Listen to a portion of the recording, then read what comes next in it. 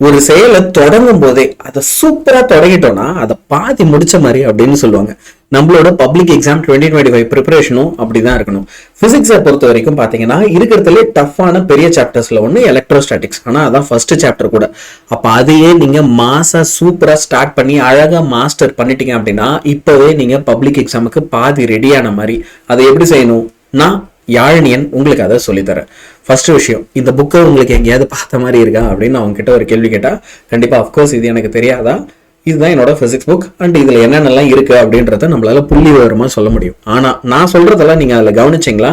நம்ம electrostatics chapter எடுத்தீங்க அப்படின்னா அதுல மொத்தம் 9 டாபிக் இருக்கு, 37 சப் டாபிக் இருக்கு, கிட்டத்தட்ட 86 பேஜ் இருக்கு. அப்பா அதே ஒரு சின்ன புக் மாதிரி இருக்கும். அடுத்து புக் பேக்ல எத்தனை கொஸ்டின் இருக்கு அப்படின்னு பாத்தீங்கன்னா 15 1 mark, 21 short answer, 22 long answer, 15 exercise problem, 24 example problem. சரி, இதுல இருந்து பப்ளிக்ல எத்தனை கொஸ்டின் வரும்னு ஒரு சின்ன அனாலிசிஸ் பண்ணி பார்த்தா 2 1 மார்க் கேட்கறாங்க, ஒரு 2 மார்க் கேட்கறாங்க, ஒரு 3 மார்க் கேட்கறாங்க, ஒரு 5 மார்க் கேட்கறாங்க, ஒரு ப்ராப்ளம் கேட்கறாங்க. ஃபர்ஸ்ட் கேஸ் நிறைய இதுல இருந்து குறைஞ்சபட்சம் 12 மார்க் எப்படியாவது வந்து போகுது. இல்ல மேக்ஸிமம் எவ்வளவு கேட்கறாங்க அப்படின்னா 15 மார்க் கேட்கறாங்க. அப்போ இவ்வளவு இம்பார்ட்டன்டான ஒரு சாப்டர் மாஸ்டர் பண்ணாம நம்ம வேற என்ன பண்ண போறோம்? இதை எப்படி மாஸ்டர் பண்ணும் அதுக்கு வருவோம். புரியுது இல்லையா? இது இவ்வளவு பெருசா இருக்கு அப்படின்னா இதை மாஸ்டர் பண்றது சுலபமான விஷயம் கிடையாது. லைட்டா டென்ஷனா தான் ஆகும். ஆனா நான் உங்களுக்கு ஒரு வழி சொல்றேன். உங்களுக்கு தேவையான முக்கியமான மோட்டிவேஷனையும் நானே உங்களுக்கு கொடுக்குறேன். இந்த சாப்டர் நீங்க சூப்பரா மாஸ்டர் பண்ணோம் அப்படின்னா 30 நாள் ஆகும். சார் 30 நாள் 1 மந்த்தா அப்படின்னா ஆமா பரவாயில்ல ஆகட்டும். நான் என்ன சொல்றேன், என்ன இருந்தாலும் பரவாயில்ல, இதை வெறித்தனமா படிச்சு நம்ம மாஸ்டர் பண்ணுவோம், டிட்டர்மினேஷனோட பண்ணுவோம். இந்த ஒரு வருஷம் நமக்கு வைராக்கியம் வேணும், டிட்டர்மினேஷன் வேணும். அது இருந்தா சாதிக்க முடியும். ஓகே, நீ 600 அவுட் ஆஃப் 600 எடுக்க போறியா, 590 எடுக்க போறியா, 580 எடுக்க போறியா, 550 எடுக்க போறியா, 500 எடுக்க போறியா, 450 எடுக்க போறியா, 400 எடுக்க போறியான்றது எல்லாமே எதை டிபெண்ட் பண்ணியிருக்கு? உன்னுடைய டிட்டர்மினேஷனை டிபெண்ட் பண்ணியிருக்கு. சரியா? அப்ப இதை படிக்கிறதுக்கு நம்ம என்ன செய்யலாம்? ஒரு வீக்லி ஷெட்யூல் போடலாம். இந்த வீக்லி ஷெட்யூல் நான் எப்படி பண்ண போறேன் அப்படின்னா நம்மளோட RRR மெத்தடை வச்சு, அதாவது ரீடு, ரீகால் அண்ட் ரிவைஸ். படிக்கணும், ரீகால் பண்ணணும், திரும்ப போய் ஒரு வாட்டி ரிவைஸ் பண்ணணும். நவ் ஃபர்ஸ்ட் 3 days நம்ம டாபிக் வைஸா பேசிக்ஸ் எல்லாம் படிக்கலாம். இப்படி சொன்னா எனக்கு புரியாது, இன்னும் கொஞ்சம் தெளிவா சொல்லுங்க அப்படின்னா பிரேக் டவுன் பண்ணி சூப்பரா சொல்றேன் பாரு. ஓகே, முதல் 3 days நீங்க என்ன செய்ய போறீங்க? இப்ப பேசிக் ப்ராப்பர்ட்டிஸ் ஆஃப் சார்ஜஸ் இல்ல கூலம்ஸ் எல்லாம் படிக்கிறீங்க அப்படின்னு வச்சுக்கோங்களேன். முதல்ல இதுல டெஃபினிஷன்ஸ் என்னென்ன இருக்கு, குவான்டைசேஷன் ஆஃப் சார்ஜ்னா என்ன, ஓகேவா? இல்ல கூலம்ஸ்ல எடுத்துக்கிறோம் அப்படின்னா it is directly proportional to the product of the charges and inversely proportional to the square of the distance between them. இதான் டெஃபினிஷன்னா. அப்ப அந்த டெஃபினிஷனை எடுத்து படி. இதுல ஃபார்முலா இருக்கு அப்படின்னா அப்ப அந்த ஃபார்முலாவை எடுத்து படி. F is equal to KQ1 Q2 divided by R square.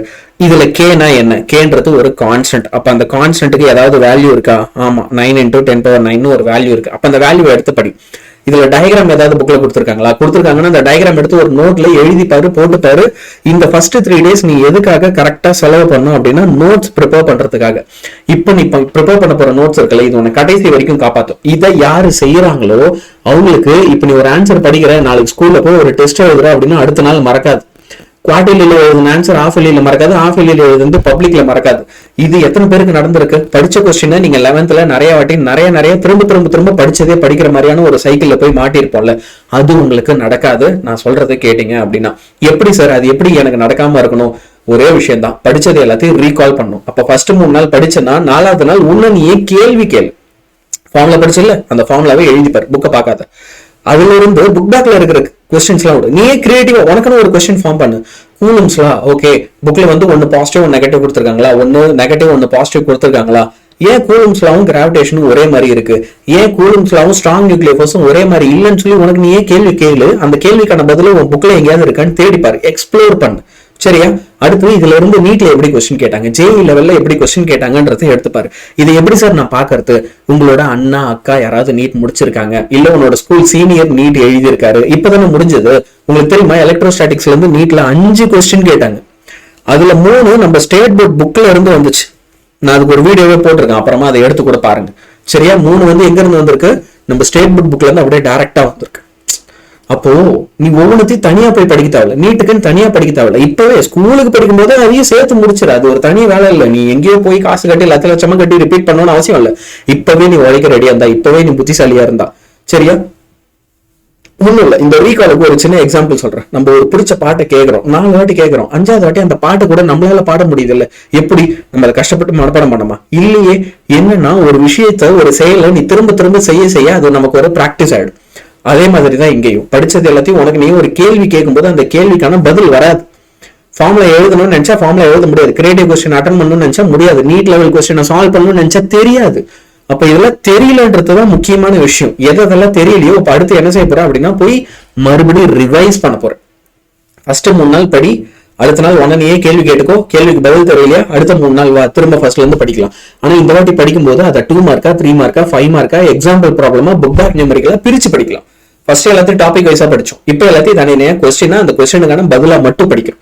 சரியா? இப்படி படிக்கும் போது உங்களால சூப்பரா மார்க் எடுக்க முடியும். இதை நீ ஒவ்வொரு வீக்கும் செய்யணும். இன்னைக்கு ஆரம்பிச்சு பப்ளிக் எக்ஸாம் வரைக்கும் ஒவ்வொரு வாரமும் நீ என்ன செய்யணும்?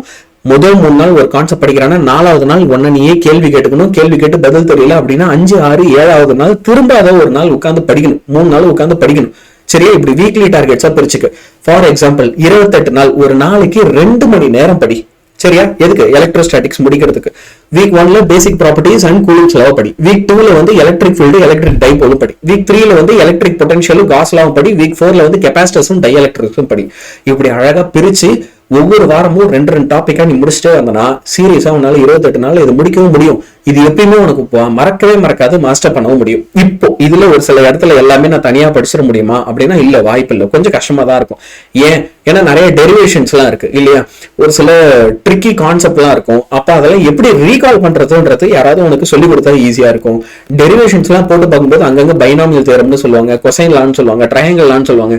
இதெல்லாம் எங்க இருந்து வந்தது கேட்டா ப்ரீவியஸ் கிளாஸ்ல படிச்சிருப்ப, 11th படிச்சிருப்ப, 10th படிச்சிருப்பேன்னு சொல்லிட்டு மூவ் ஆன் ஆயிடலாம். ஆனா ஆக்சுவலா இது எப்படி இங்க அப்ளை ஆகுதுன்றத சொல்லி தரதுக்கு ஒரு ஹெல்ப் உனக்கு கிடைச்சா இன்னும் சூப்பரா இருக்கும். அதுக்கு உனக்கு ஹெல்ப் தேவைப்படும். எக்ஸாம்பிள் நியூமெரிக்கல் ப்ராப்ளம் போட, நீட் இல்ல ஜே லெவல் கொஸ்டின்ஸ் அட்டன் பண்ண, இதுக்கெல்லாம் ஹெல்ப் தேவைப்படும். அப்போ உங்க ஸ்கூல்ல இருக்க டீச்சர்ஸ் கிட்ட போய் டவுட் கேளு, டியூஷன் கிட்ட போய் டவுட் கேளு. ஓகே? கண்டிப்பா 95% ஆஃப் த டீச்சர்ஸ் வந்து நீ போய் டவுட் கேட்டு உனக்கு இல்ல நான் சொல்லி தர மாட்டேன்னு சொல்ல மாட்டாங்க. சரியா? நம்மளாவே நமக்குள்ள வந்து அப்படி சொல்லிக்கிறோம். என்னன்னா நம்மள வந்து டிமோட்டிவேட் பண்ணி ஒரு இடத்துல உட்கார வச்சுக்கிறோம். ஓகேவா? அந்த மாதிரி பண்ணாது. Push yourself. ஏன்னா நீ போய் கேள்வி கேட்கலன்னா உன்னால வந்து மேல எழுந்து வரவே முடியாது. ஓகே? நீ என்ன பண்ற? இதுக்கு மேல நான் கீழே போயிடக்கூடாது, என்னை யாரும் அசிங்கப்படுத்திடக்கூடாது, ஓகே என் லெவல வந்து நான் விட்டு கொடுக்க மாட்டேன்னு நீ டவுட் கேட்காமலே இருந்தனா மேலேயும் போக முடியாது, கீழே வர மாட்டேன், மேலேயும் போக மாட்டேன், அதே இடத்துல ஸ்டக் ஆயிடும். ஆனா நம்மளை தாண்டி மீதி எல்லாரும் மேல போயிட்டே இருப்பாங்க. வேண்டாம், டவுட் கேளு. யாரும் உனக்கு டவுட் சொல்லி தரலையா? வா எங்ககிட்ட வா, என்கிட்ட படி, என்கிட்ட டவுட் கேளு, நான் சொல்லி தரேன். சரியா? நெக்ஸ்ட், இப்ப நான் சொன்னது எல்லாத்தையும் நீ ஃபாலோ பண்ண ரெடி அப்படின்னா கடைசியில என்னையும் படிக்க வச்சுட்டீங்களே அப்படின்னு எல்லாருமே கமெண்ட் பண்ணுங்க. If you ready to follow what I set to you, electrostatics நான் சொன்ன மாதிரி நீ படிக்க ரெடினா எஸ் கமெண்ட் இட். சரியா? இப்ப நம்ம 100 நீங்க அப்பல 12th ஒரு புது பேட்ச் ஆரம்பிச்சிருக்கோம். சரியா? சோ இந்த நியூ பேட்ச்ல உங்களுக்கு பெய்டு பேட்ச் இது. சரியா? இதுல உங்களுக்கு சேர இன்ட்ரெஸ்ட் இருக்கு, if you want to take admission அப்படின்னா 9004095900 இந்த நம்பருக்கு கால் பண்ணுங்க. கால் பண்ணி அட்மிஷன் எடுத்துக்கோங்க. இல்ல வேற ஏதாவது டீடைல்ஸ் தெரிஞ்சுக்கணும் இந்த கோர்ஸ் பத்தினாலும் இந்த நம்பருக்கு கால் பண்ணி டீடைல்ஸ் தெரிஞ்சுக்கோங்க. With this I am signing off. I am Yarnian and goodbye everyone.